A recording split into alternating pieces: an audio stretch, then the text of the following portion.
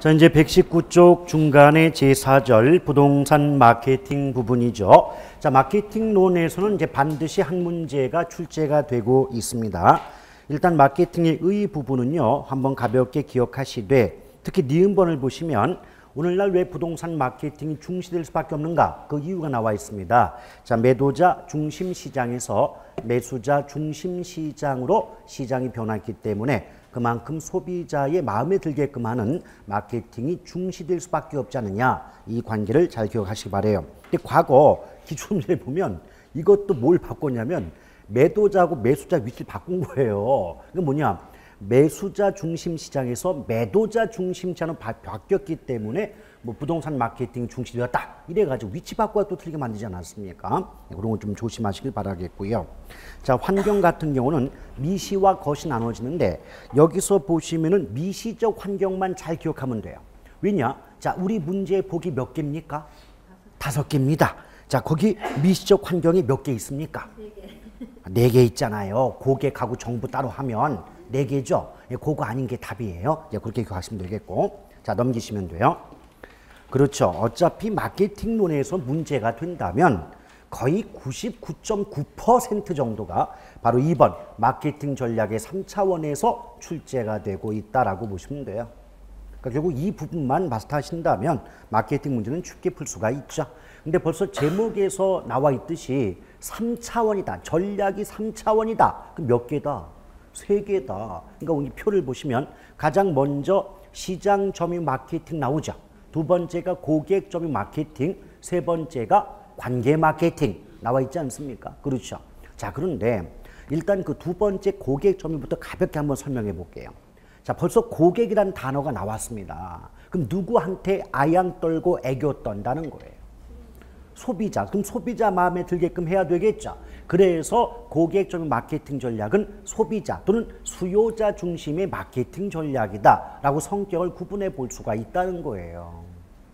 그러면 예측합니다. 지금 고객 점유 마케팅이 수요자 또는 소비자 중심이다. 그럼 그 위에 있는 시장 점유 마케팅 전략은 누구 중심이다?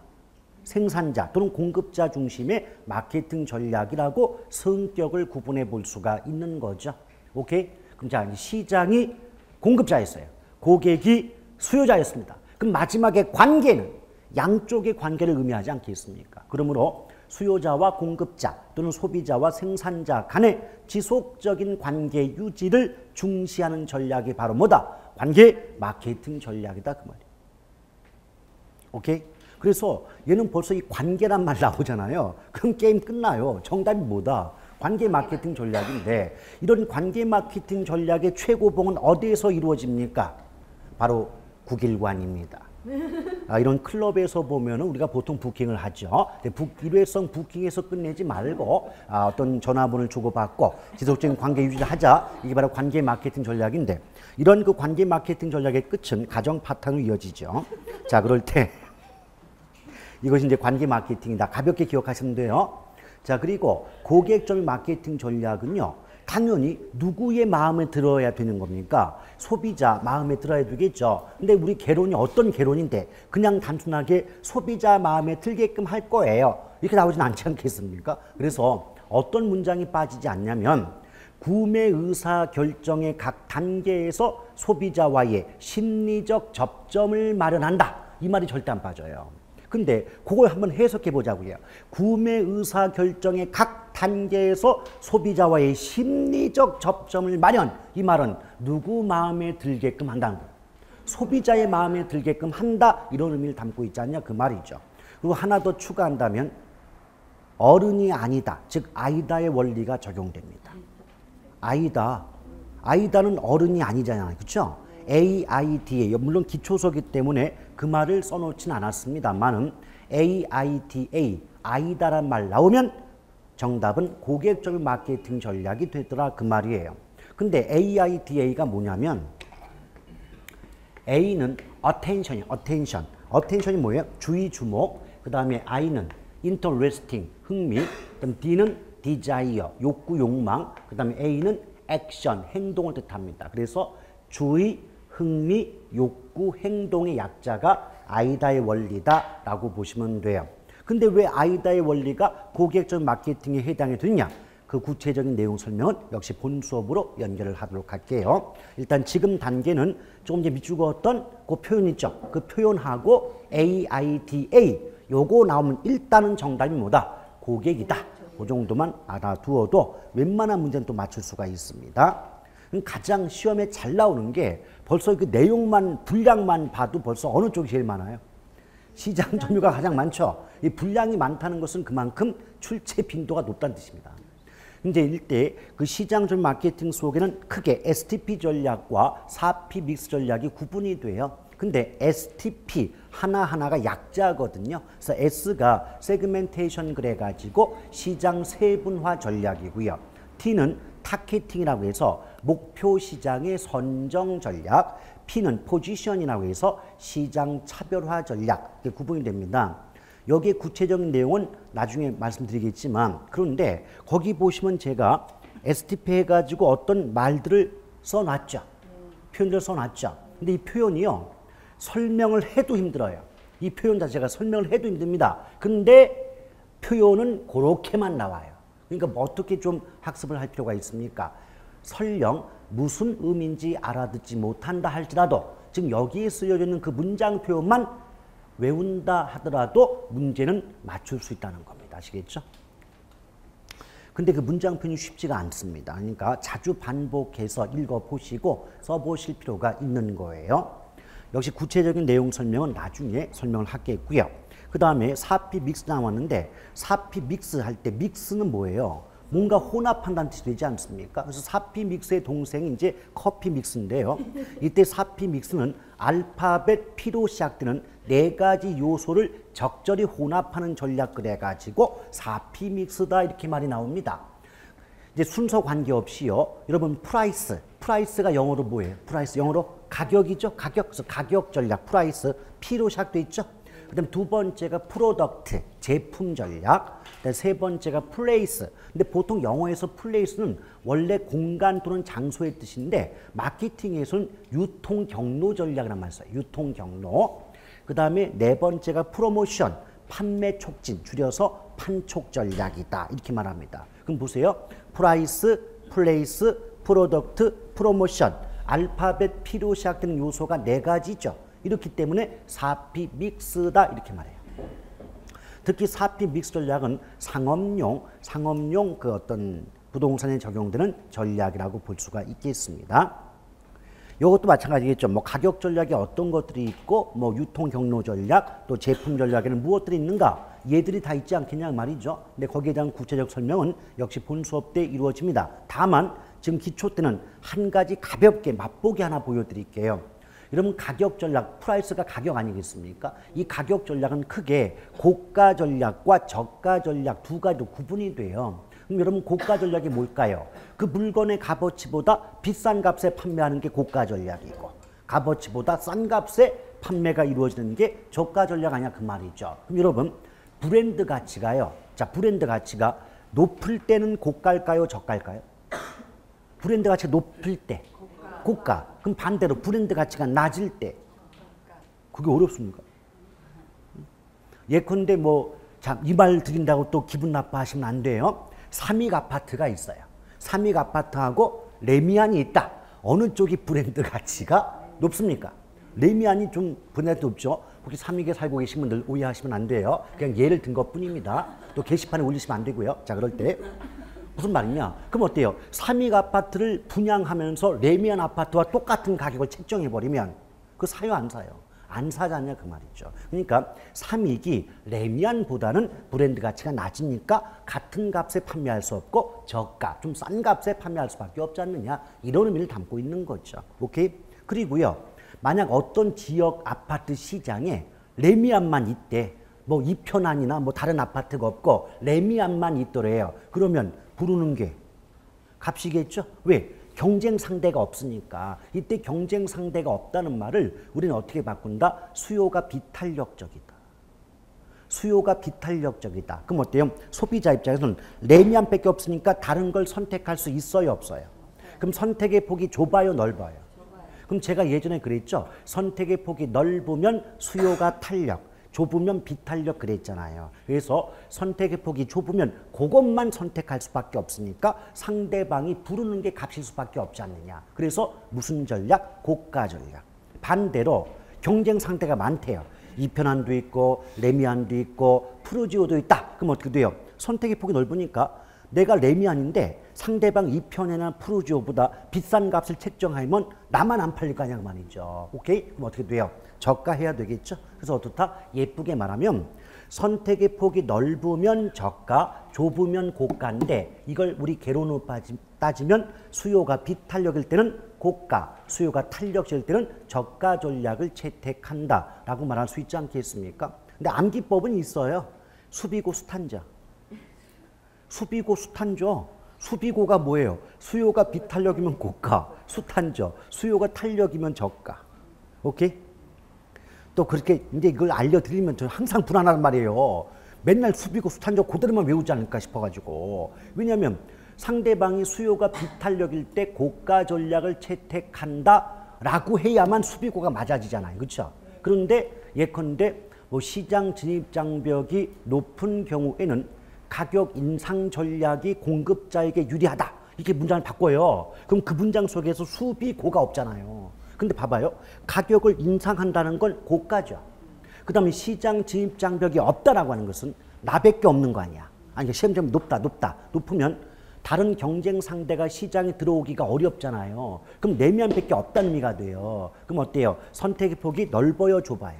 좁죠. 그럼 수비고가 되니까 고가다. 이렇게 해석이 돼야 되는데 맨날 수비고 수탄 저만 외우더라 그 말이에요. 그래서 어때요? 수비고 수탄 내용을 해석하면 수비고 수탄 똑같은 내용인데 문장을 바꿔서 내면 저는 처음 듣습니다. 이런 거 배운 적이 없습니다. 이러고 있다는 거예요. 제가 그래서 항상 뭐 강조합니까? 암기법이 나쁘다는 게 아니라 암기법 알려드려요. 그럼 그걸 기억하시되 그 속에 담겨있는 뜻을 해석할 수 있어야 암기법도 효과가 있는 것이지 암기법 자체만 가지고는 초토화 될 수 있습니다. 아시겠죠? 항상 가슴속에 새기셔야 돼요. 자, 이렇게 보시면 되겠고요. 그 다음에 이제 오른쪽 넘어오시면 이제 부동산 광고인데 이 광고가 마케팅론에 나올 수밖에 없어요. 왜? 4P 믹스 중에 마지막이 프로모션이에요. 판촉의 판촉. 판매 촉진하려면 판매를 촉진하는 수단이 필요하지 않느냐. 그 가장 대표적인 판촉 수단이 뭡니까? 광고죠. 그래서 광고라는 이 부분이 마케팅론에 나올 수밖에 없습니다. 근데 광고 자체를 물어보는 경우는 사실 극히 드물다고 볼 수가 있는데 그래도 전혀 안 나오진 않기 때문에 알고는 있어야 돼요. 근데 그 광고의 종류를 보게 되면 물론 광고 특성이 있겠지만 특성은 나중에 보셔도 되고요. 분류 보세요. 신문 광고, 라디오, 텔레비전, 결합, 노벨티, DM 광고 이것 이외에도 나중에 기본서 보시면 한 10가지 정도는 더 있어요. 더 있는데 그리고 다 필요 없어요. 안 나오니까. 안 나오는데 예컨대 신문 광고다. 그럼 안내 광고와 전시 광고 있지 않습니까? 그럼 여러분 생각에 딱 안내, 전시 이걸 딱 듣는 순간에 어느 게 공간이 더 넓다고 생각이 들어요? 광고 공간이 어느 게 더 넓을 것 같아요? 전시가 넓을 것 같죠? 그러니까 뭐가 그래요? 안내는 전시보다 공간이 좁으니까 약어, 생략된 언어, 약어를 사용한다 이런 말 나올 것이고 안내보다 전시는 공간이 넓으니까 뭐 상세한 설명이 가능하다. 뭐 그따구 말 나올 수밖에 더 있어요. 오케이? 그 다음에 뭐 교통광고 여긴 있나 없나 모르겠는데 교통광고가 뭐냐? 이러면 요새 택시나 지하철이나 버스 보세요. 광고 다 있잖아요. 그게 교통광고예요. 별거 아닙니다. 그리고 거기 보면 저 뭐 결합 광고 나오는데 이게 뭐냐면 왜 여러분 그거 옛날 광고 기억나요? 12시에 만나요. 무슨 콘? 브라보콘. 이거 지금 그런 게 있어 하시는 분들은 상당히 좀 연배가 아래 분들이죠. 12시에 만나요. 브라보콘 해놓고 마지막에 뭐 있습니까? 자매품, 사망코드 있어요. 할 때가 결합 광고다 그 말이에요. 아시겠죠?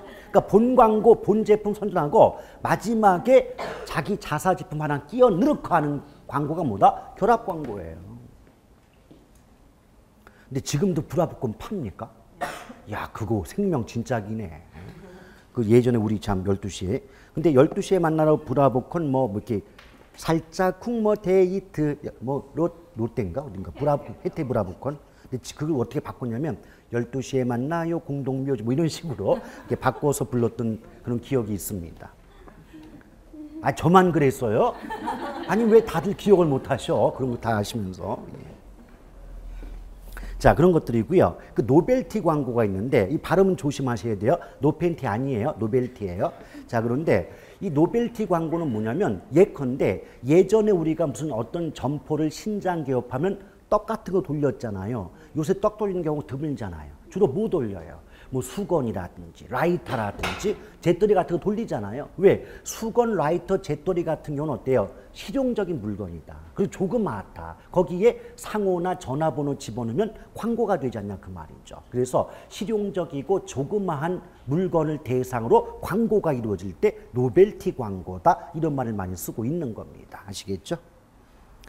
그 다음에 여기는 없지만 나중에 제가 본 수업 때 다시 말씀드리겠지만 점두 광고라는 게 있어요. 점두 광고. 이 점두 광고가 뭐냐면 건물의 그 유리창이라든지 외벽을 통해서 광고가 이루어지는 경우가 점두 광고인데요. 예컨대 우리 지금 서울에 점두 광고가 제한되고 있어요. 무슨 말이냐? 지방 같으면 공인중개업소가 있으면 그 유리창에 매물 광고를 막 덕덕지 막 붙여놓을 수 있거든요. 근데 서울은 그거 돼야 안 돼요. 해요? 어디예요? 그 신고하면 그 포상금 나오는데. 예. 네, 그게 뭐냐면 지금 그 오세훈 시장 있을 때 그 디자인 서울 유명했잖아요. 디자인 그죠? 디자인 서울 하면서 이제 그 환경 공예, 광고도 공예다 해가지고 유리창에 이제 매물 광고 하는 거 있잖아요. 그 못하게 금지시켜 놨어요. 서울은 지금 그거 하면 안 돼요. 근데 그런 데가 있어요? 그 나중에 같이 가요. 우리 포상금 받아가지고 이거 한번 하시고요. 네, 농담이고요. 진짜로 그거 서울은 규제가 됩니다. 근데 지방과 대전만 하더라도 그런 규제가 없기 때문에 그 광고를 다 하거든요. 그래서 일단은 그게 무슨 광고다? 점두 광고다. 점두 광고. 유리창에 매물 광고 집어넣는 경우. 예? 청와대 옆에서 그걸 하고 있습니까? 배짱 죽인다. 예, 그런 분은 한번 당해봐야 돼요. 자, 그 다음에 이제 동그라미 3번에 효율적 광고 방법 해가지고 이걸 외우는 3단은 이해가 안 가. 왜? 기억. 연중 광고는 계속하는 게 좋다. 이거 누가 몰라요 이거? 근데 광고비 누가 줄 건데? 그 다음에 니은번 호경기 때는 줄이고 불경기 때는 늘린다. 그걸 모르냐고. 그러니 읽을 것도 없는 부분이다 그 말이에요. 다만 거기서 리을번에 보면 애드믹스 있죠. 이 믹스는 혼합이잖아요. 근데 애드가 뭐냐? 광고의 약자가 애드예요.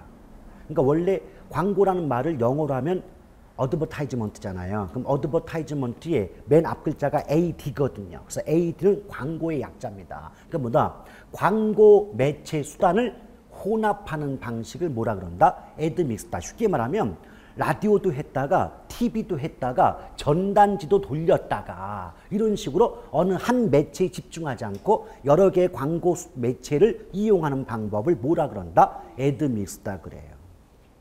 오케이? 근데 상식적으로도요. TV나 라디오 광고보다 효과는 높으면서 비용은 적게 드는 게 뭘까요? 전단지예요. 전단지. 전단지를 다른 말로 뭐라 그래요? 찌라시. 찌라시. 요번에 뭐 찌라시인가 뭔가 때문에 좀 많이 힘들어지고 있지 않습니까? 예. 자, 어쨌든 이렇게 해서 마케팅론까지 가볍게 끝내봤어요. 근데 어떡합니까? 투자론과 더불어 여러분의 무덤이 또 나왔네요. 감정평가론. 자, 그런데 미리 말씀드릴게요. 과거하고는 출제 경향이 달라졌어. 과거에는 감정평가는 그러면 굉장히 어려운 말들 가지고 여러분의 혼란을 유발했고 그 다음에 계산 문제도 엄청나게 어렵게 냈단 말이에요. 근데 지금의 감정평가로는 예전보다는 출제 문항수가 한 문제 늘었는데 보통 6문제 나왔는데 이번에 7문제 나왔잖아요. 한 문제가 늘었긴 했는데 출제 경향이 벌써 3, 4년 전부터 어떻게 바뀌느냐? 요 말, 어떤 말이 있잖아요. 예컨대 뭐 적정 가격이다. 이런 말이 있어요. 그러면 적정 가격 뜻이 뭐니? 오케이? 원가법이란 말이 있다. 그럼 원가법의 뜻이 맞니 틀리니? 이거 갖고 물어봐요, 지금. 아시겠죠? 그러니까 말 뜻만 정확히 알아도 이제는 감정평가론도 최소한 6문제 중에서 4문제는 맞을 수 있다. 그 4문제가 왜 4문제냐? 나머지 2문제는 계산 문제예요. 그럼 아시겠지만은 계산 문제가 아무리 쉬워도 명색이 간평론인데 우리가 느낄 때는 체감적으로 느낄 때는 쉽지가 않지 않겠습니까? 그럼 계산 문제를 빼고 나머지 한글 문제는 모두 맞출 수가 있더라 그 말이에요. 뭐만 하면 말뜻만 정확히 하는 거예요. 근데 그 말뜻이요. 제가 설명할 수 있는 부분이 아니에요. 왜? 그 말뜻들이 전부 어디에 있다? 감정평가 규칙이나 감정평가에 관한 법률에 규정들이야, 규정. 그러니까 법에서 이 말은 이런 뜻이라고 정의를 해놓고 있는 부분이기 때문에 전부 외울 수밖에 없는 부분입니다. 자, 일단 감정평가의 기초 이론 볼까요? 1번에 감정평가의 개념 보면 마찬가지예요.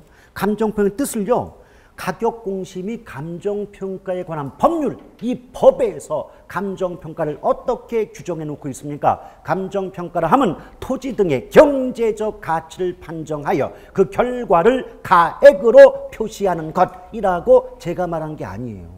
법에서 감정평가는 이런 말 뜻이라고 정의해 놓고 있다고 말이에요. 오케이?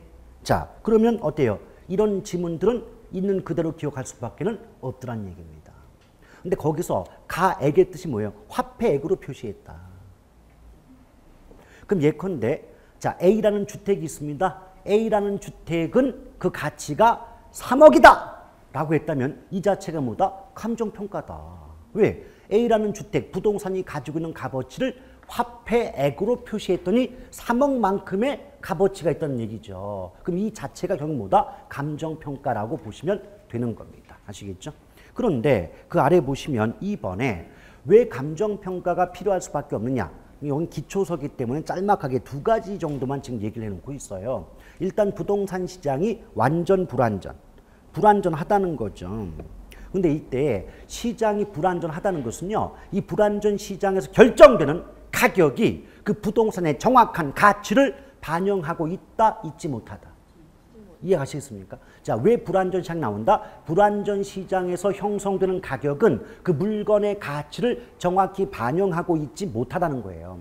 예컨대 시장에서 거래되는 가격은 2억의 거래가 되었다 하더라도 실질적인 그 부동산의 가치가 1억 5천일 수도 있고 3억일 수도 있지 않느냐. 근데 거래되는 가격은 2억이다 그 말이에요. 그러면 이런 경우에 가치는 3억인데 가격은 2억의 거래가 되었다면 그 2억이란 가격이 그 부동산의 정확한 가치를 반영하고 있다고 말할 수 있다 없다? 없다는 거죠. 그러니까 부동산 시장은 불안전 시장이고 불안전 시장에서 형성되는 가격이 가치를 정확하게 반영하고 있다고 보기가 어려우니까 가격 이외에 그 부동산의 가치가 정확히 얼마나 되느냐라는 평가를 할 수밖에 없지 않냐 그 말이에요.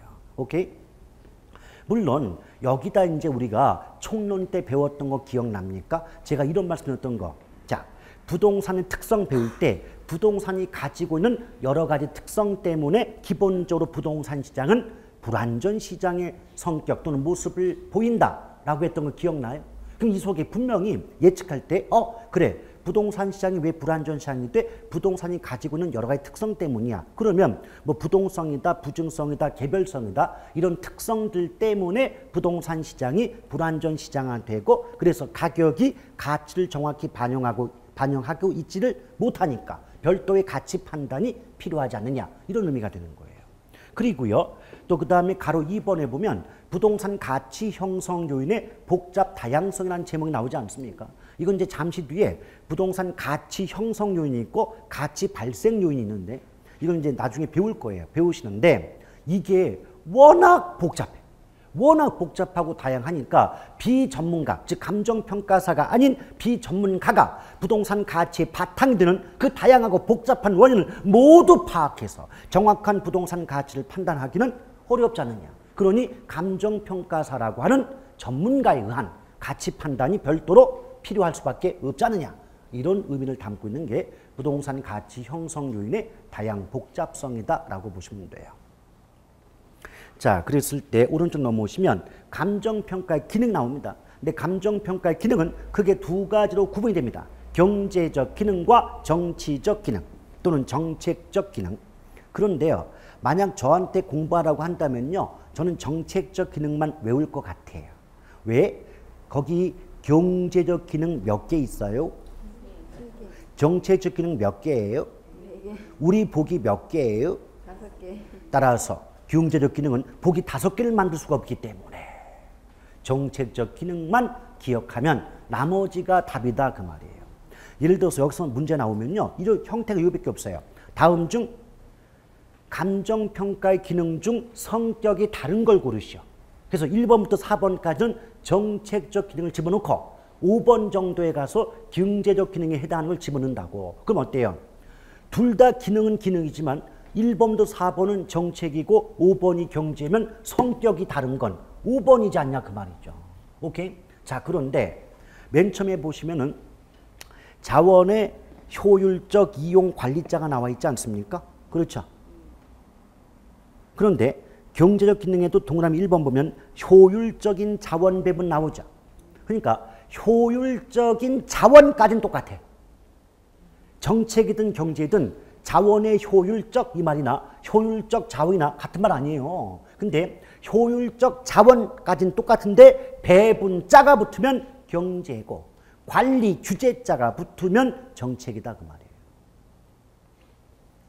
아시겠어요?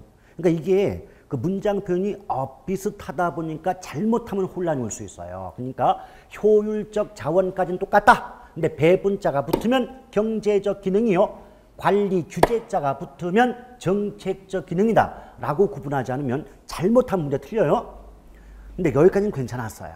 그런데 뭐가 헷갈리냐. 2번 봐요. 동그라미 2번. 정책 기능에서 동그라미 2번 보면 적정한 가격 형성 유도란 말 나오죠.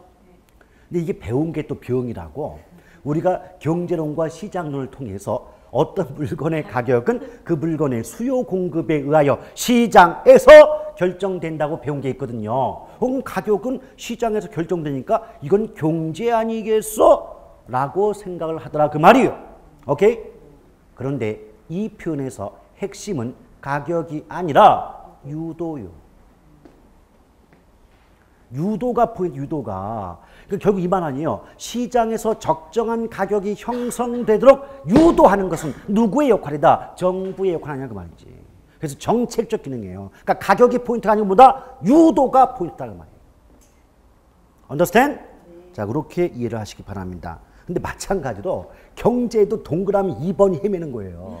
거기 보니까 거래 질서의 확립과 유 나오죠. 우리가 또 질서 확립 그럼 또 이제 갑자기 경찰관 아저씨 또 검찰 또 생각나지 않습니까? 그럼 경찰 검찰 이거 또 정부래 정책 이러지 말라고요.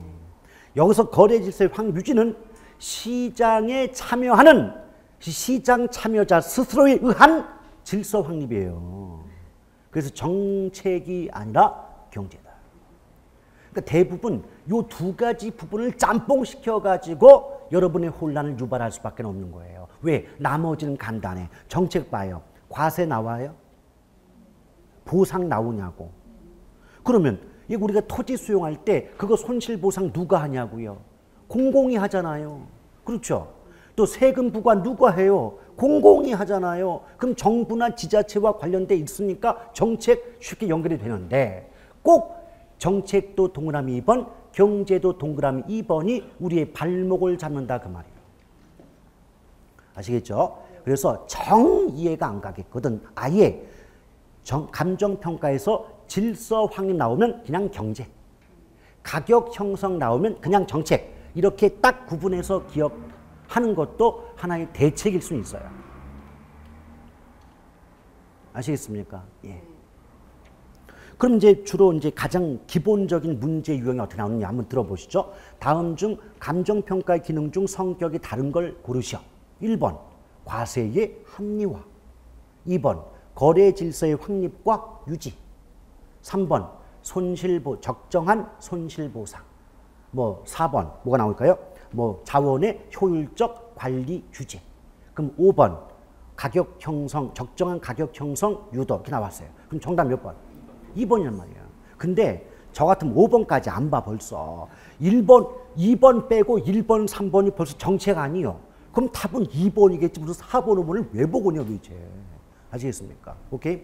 그러니까 벌써 왜 그런 광고 있잖아요. 수능 시험도요. 유형을 알면 답이 보인다며. 우리 중개시험도 마찬가지예요. 어떤 형태로 이 부분에선 어떤 유형으로 문제 나올 수밖에 없다. 그거 말면 벌써 딱 보자마자 1번과 3번이 정책이면 2번이 경제면 얘가 답이구나. 그게 바로 보인다면 찍고 넘어가면 되지. 4번, 5번까지 볼 시간이 어딨냐고 그랬지. 아시겠습니까? 그 요령이 부족하니까 시간 배분이 안 되는 거예요.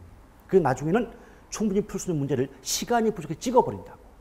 그럼 선생님들도 안 보고 찍으면 그게 답일 것 같습니까? 안 되는 거죠. 그러니까 시간 배분은 결국 뭐다? 그 문제를 어떻게 푸는 요령에 따라 달라지는 거예요. 자, 그 다음에 그 아래 보면 4번에 물건별 감정평가 방법. 요것도 잘 나와요. 은근히. 근데 사실은 어떻게 보면 이것도 제가 설명할 게 아니에요. 왜?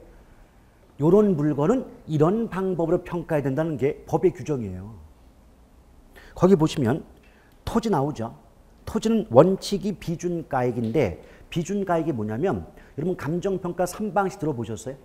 감정평가는 3가지 방식이 있어요. 그래서 원가 방식, 수익 방식, 비교 방식이 있는데 비교 방식으로 구해진 대상 부동산의 가격을 비준가액 그러거든요. 그래서 이때 비준가액 이 말 대신에 비교 방식 또는 구체적으로는 거래 사례 비교법 이렇게 말을 해도 상관이 없어요.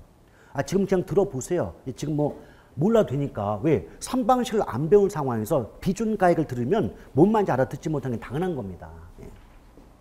근데 주로 잘 나왔던 게 뭐냐면 건물이에요. 건물. 이걸 물어봤던 건 제 입장에 볼 때는 출제자 입장에 막 던져주는 문제였는데 수험생 입장에서는 이걸 몰랐다면 어때요? 굉장히 어려운 문제죠. 건물은 원칙이 뭐다? 원가법이에요. 건물은 원가법으로 구하는 게 원칙이에요. 근데 그 원가법에 의해서 구해진 가격을 복성가액 그러거든요. 그런데 항상 문제에서는요. 분명히 건물은 무슨 법이 원칙이다? 원가법이 원칙이에요. 그런데 무슨 거래 사례 비교법이다. 뭐 수익 환원법이다. 이렇게 말을 바꿔가지고 틀리게 만들었던 문제가 일반적입니다. 아시겠죠?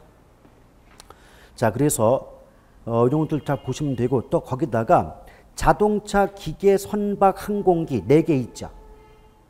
아니 중간쯤에 자동차, 기계, 선박, 항공기 있지 않습니까? 요거 이제 이렇게 가로로 묶어봐요. 4개를. 묶어보세요. 이 4가지 공통점이 뭐냐면 자동차부터 항공기까지 오른쪽 보면 예외가 있어요. 예외는 전부 효용가치가 없을 때는 해체 처분 가격 똑같죠. 응. 보입니까? 근데 차이점이 뭐냐? 자동차만 비준가액이에요. 그러니까 자동차만 비교 방식이에요. 나머지는 전부 어때요? 원가법, 복성가액이죠. 그러니까 자동차만 비교 방식 또는 거래 사례 비교법이고 건설기계, 항공기, 자동차, 항공기, 선박 나머지는 전부 원가법. 가격 따지면 복성가액으로 평가합니다. 근데 이게 무슨 말이냐? 여러분 이렇게 한번 따져봐요. 우리 주변에 지역마다 도시마다 중고 자동차 시장 있어요, 없어요? 그만큼 시장에서 거래 많이 되죠. 그러니까 비교 방식이에요. 자동차는. 근데 중고 항공기 시장 봤습니까? 중고 건설 기계 시장 봤어요? 중고 선박 시장 보셨냐고? 그럼 자동차를 제외한 나머지는 시장에서 거래가 쉽게 이루어지는 게 아니라고. 그러니 비교 방식으로 평가할 수가 없단 말이에요. 따라서 뭐다? 그 물건, 즉 그 항공기, 그 배 만들 때 돈 얼마 들었니? 원가가 얼마 들었니? 이걸 가지고 그 물건 가치 평가하는 게 나머지는 원칙인데 자동차는 워낙 시장에서 거래가 많이 이루어지기 때문에 거래 사례 비교법, 즉 비교 방식으로 가치를 평가하는 게 원칙이다 그 말이에요. 근데 거기서 효용 가치가 없을 때 해체 처분 가격, 이 말이 뭐냐? 더 이상 자동차가 안 굴러가요. 더 이상 항공기가 안 날아가요. 이럴 때는 해체 처분 가격 바로 뭐다? 고철값이다 그 말이에요. 여러분 타고 다니는 자동차 폐차해봐요. 돈 받죠? 그 돈이 뭐냐고? 고철값 아니냐고. 그걸 우리 개론이 어떤 개론인데 고철값 그러겠습니까? 해체 처분 가격 이렇게 말이지. 아시겠어요? 자, 한식 계속해요. 해체, 자동차를 해체해서 파는 가격 이게 뭐예요? 고철값 아니요. 무슨 말 좀 나오면 좀 해석 좀 해봐요. 해석 좀.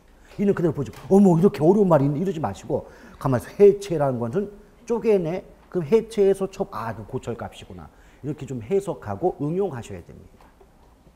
아시겠죠? 예. 근데 이것도 제가 항상 말씀드리잖아요. 처음 듣는 용어가 있으면 그 시점에 멘붕이 와요. 근데 자꾸 보고 읽어보다 보면 어때요? 익숙해지면 나중에는 그냥 원래 그러려니 하는데 처음에는 힘든 거예요. 그렇잖아요. 원래 그러려니, 그렇죠? 예. 맞아요. 모든 것은 처음이 어려워요. 그렇죠? 처음에 손잡기가 어렵지. 손잡고 나봐요. 뭐 일사천리죠. 진도 빼죠. 예.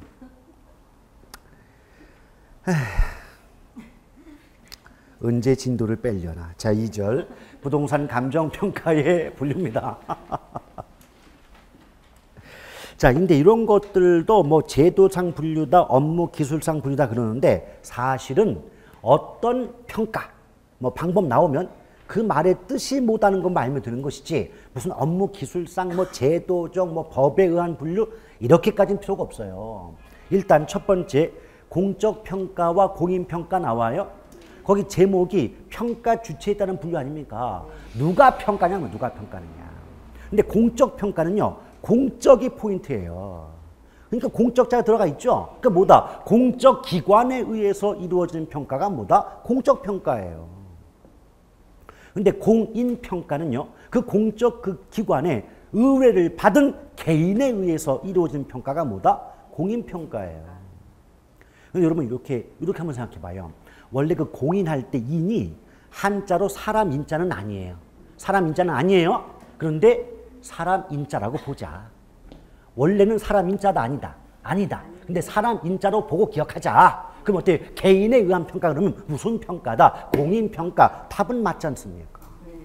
한자는 원래 사람 인자 아니에요. 그래서 우리 주변에 봐봐요.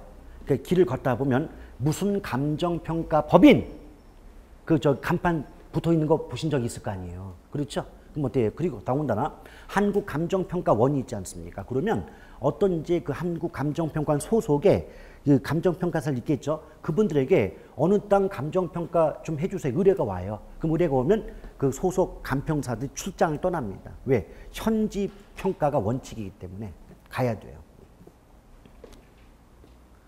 근데 감정평가사 참 열심히 공부해야 됩니다. 우리 공인중개사 법과목보다 한 2.5배가 더 많죠. 과목 종류가. 더 많고 영어까지 있어요. 근데 그거 아셔요? 감정평가사 학원이요.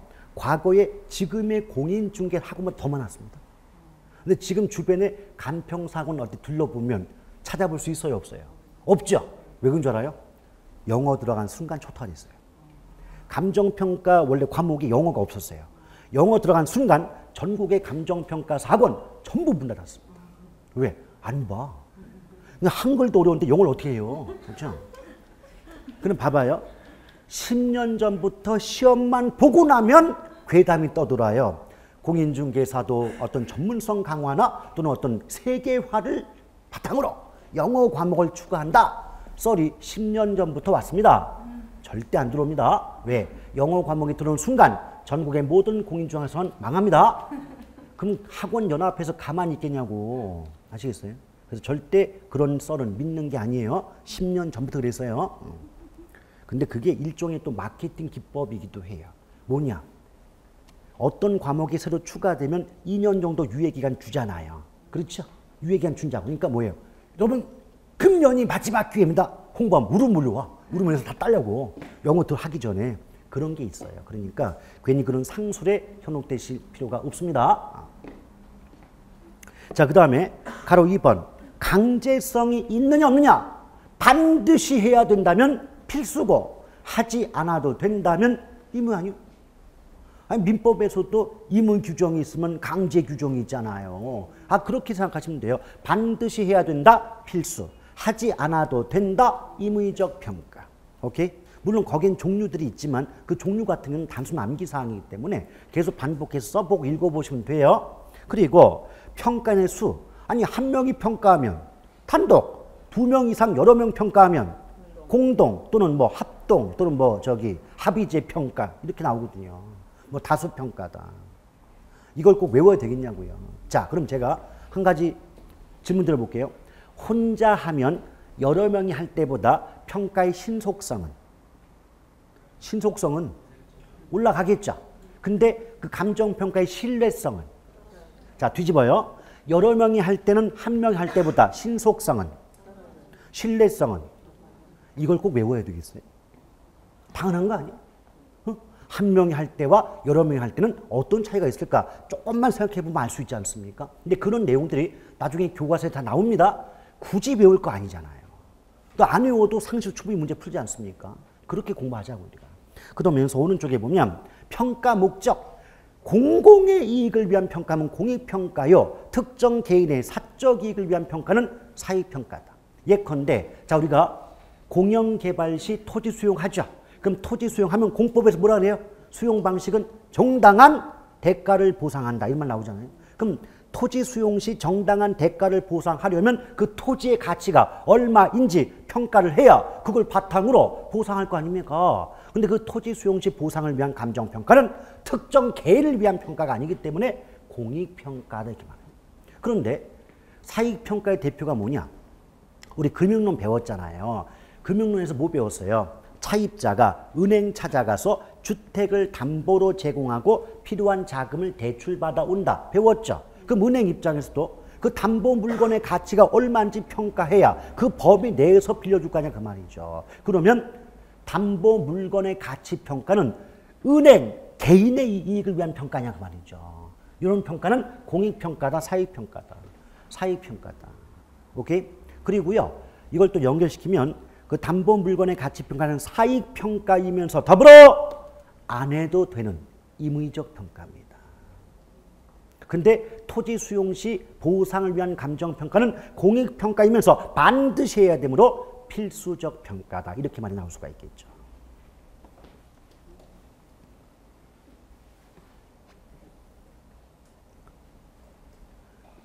뭐 대출을 좀 받아보신 분은 아시겠지만 그 주택에 방이 많을수록 대출액이 늘어요, 줄어요? 줄어요. 방 하나마다 500씩 공제돼요. 공제되기 때문에 방이 몇 개입니까 물어보면 안 나올 수도 있는 거니까 4개인데 2개밖에 없습니다. 이렇게 빨리 바꿔야만 대출액이 많아집니다. 그 가장 좋은 방법은요. 수 한 잔 먹이면 돼요. 자, 그 다음에 그 평가사의 소송 여부에 따른 분류에서 참모평가, 수시평가 나오는데 크게 중요성 없고요. 그래도 가장 잘 나오는 부분이 바로 그 소급 현황, 조건 기한. 그 뒤에 보면 일괄 구분, 부분평가 있죠. 이 부분에서 그나마 좀 자주 출제가 되고 있다라고 볼 수가 있는데요. 일단 여러분, 현황이 뜻이 뭘까요? 현황. 그 현재의 상황이란 말이에요. 그럼 시점이 뭐다? 현재 시점이에요. 그럼 소급이란 말은 과거죠. 그럼 과거가 소급이고 현재가 현황이면 조건과 기한은 뭐밖에 안 남았어요? 시점상. 아니 우리가 시점 따지면 과거, 현재, 미래 있잖아요. 소급이 과거라며 현황이 현재 시점이라며요. 그럼 시점상 뭐밖에 안 남았냐고? 미래밖에 안 남았죠? 그러니까 조건과 기한은 무엇을 바탕으로? 미래. 오케이? 근데 어차피 현황이 현재 상황이 준말이고요. 우리나라 감정평가 규칙에 보면 현황평가가 원칙이에요. 현황평가가 원칙이다. 예컨대 공법상 규제를 받고 있다면 그 규제를 받는 상태까지도 고려해서 감정평가하는 게 원칙이다 그 말이에요.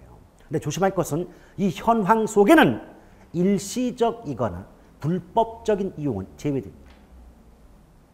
그러니까 현재 상황이 이용되고 있지만 현재 상황이라 할지라도 그것이 일시적인 이용이거나 불법적인 이용 상황이라면 현황에 포함은 시킨다 안 시킨다? 안 시킵니다. 제가 하는 말이 아니에요. 전부 법의 규정이에요. 그 다음에 소급평가는 과거의 특정 시점을 기준으로 감정평가한다. 즉 과거의 어느 시점 곧다고 말 나오면 무슨 평가? 소급평가. 그럼 미래 시점에 해당하는 게 조건과 기한인데 그럼 민법 배우다 보면 조건과 기한의 의미를 정확히 배우지 않습니까? 근데 개론은 법이다 아니다. 개론은 법이 아니니까 어떻게만 보자.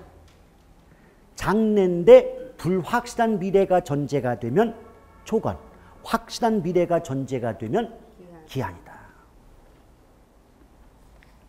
그 정도만 가볍게 구분하시면 되는 거예요. 그래서 거기 그 교재에도 보면 조건평가할 때 장래 불확실한 새로운 상황의 발생을 상정한단 말 나오지 않습니까? 그런데 기한부 평가에서는 첫 번째 줄의 맨 오른쪽 장래 확실하게 발생할 사안을 전제로 행한다. 확실이냐 불확실이냐를 가지고 조건과 기한을 구분해 볼 수 있지 않냐 이 말이에요. 그 다음에 평가 대상 물건에 따른 평가했을 때 첫 번째 줄 보시면 맨 오른쪽 개별평가가 원칙입니다. 개별평가가 원칙. 그러니까 이 부분을 따지면요. 지금 개별평가, 구분평가, 일괄평가, 부분평가. 그러니까 네 가지 구분이 되는데 여러분 공부하실 때는요. 요 두 개씩 묶어서 비교하면 따봉이에요. 왜 두 개씩 묶어야 되느냐면 개별이나 구분평가가 답이 되려고 하잖아요. 그 문장 속에 어떤 말 나와야 된다? 하나의 물건. 그 감정평가의 대상이 하나의 물건일 때는 개별 아니면 기억, 구분평가가 답이 돼요. 그런데 그 감정평가의 대상이 복합부동산, 복합부동산이란 말이 나오면 이럴 때는 정답은 일괄평가 아니면 부분평가 둘 중에 하나가 됩니다. 근데 사실 복합부동산의 의미는 가장 먼저 총론 때 배운 적이 있는데 지금부터 7주 전이기 때문에 우리 입장에서는 7년 전이거든요. 그래서 기억이 안 날 수밖에 없어요. 자, 복합부동산 잠깐 되새김질을 하게 되면 법률적으로는 서로 다른 두 개의 물건이 결합하여 일체로 이용 거래되는 경우 또는 상호 불가분의 관계에 있는 경우를 복합부동산이라 한다라고 배웠던 기억이 있는데 안 나는 게 정상이니까 나는 왜 안 나지 이러지 마세요. 괜찮아요. 아직은. 근데 3월 달에 여쭤봤는데 기억 안 나면 그때는 울컥할 겁니다. 지금 3월이 안 됐으니까. 아시겠죠? 그럼 일단은 말이죠. 지금은 내용 설명 안 합니다. 다만 요령입니다. 자, 문장에서 하나의 물건 이렇게 나왔어. 예컨대 일필지 나왔어. 일필지. 그럼 법적으로 물건 몇 개? 하나. 그럼 하나의 물건이죠. 그럼 일필지 이 말 나오면 뒤에는 개별이나 구분자가 나와야지. 일괄이나 부분자 들어갔으면 다른 거 해석할 필요 없다. 맞다 틀리다. 틀려요. 틀려요. 오케이. 뒤집어서 복합부동산 이 말 나왔는데 일괄이나 부분자가 나와야지. 기억, 구분자 들어가면 말 된다 안 된다. 무조건 틀립니다. 아시겠어요? 예. 일단 그런 요령부터 좀 알아두시길 바래요.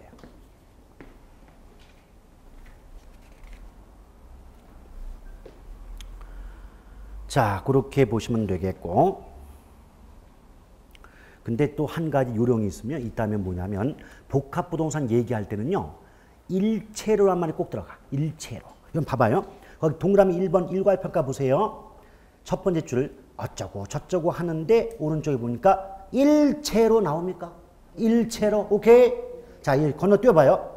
동그라미 3번 부분평가도 첫 번째 줄에 무슨 로? 일체로. 그러니까 일체로 이용된다. 일체로 거래된다. 라고 할 때 일체로 이 말이 들어가면 이 자체가 바로 무슨 부동산을 의미하는 말이다. 복합부동산을 의미하고 있다. 그 말이에요. 오케이? 그럼 일체로 이 말 나왔을 때는 반드시 문장 속에 일괄평가 또는 부분평가자가 들어가야 되지. 기억, 구분평가란 말 들어가면 말 된다 안 된다? 안 됩니다. 그럼 정답은 맞추겠죠. 물어보면 아는 건 없습니다. 아시겠죠? 자, 어쨌든 이렇게 보시면 되겠고. 자, 그 아래 3번 감정평가의 특별 원칙. 요거는요. 앞 글자 따봐요. 능안전. 능안전이죠. 자, 그런데 걱정할 거 없어요. 내용 물어본 적 거의 없어. 그냥 감정평가의 특별 원칙에는 능률성, 안전성, 전달성의 원칙 등이 있다. 이렇게만 나오지. 요 말 뜻이 뭐냐? 이렇게 물어본 적 없습니다. 걱정할 거 없습니다. 그리고 그나마도 잘 나오는 건 아니에요. 오케이? 그러니까 일단 이런 원칙이 있다는 정도만 알아두시면 충분합니다. 자, 그 아래 제3절 가격 이론부터는 또 잠깐 쉬었다가 이어갑니다.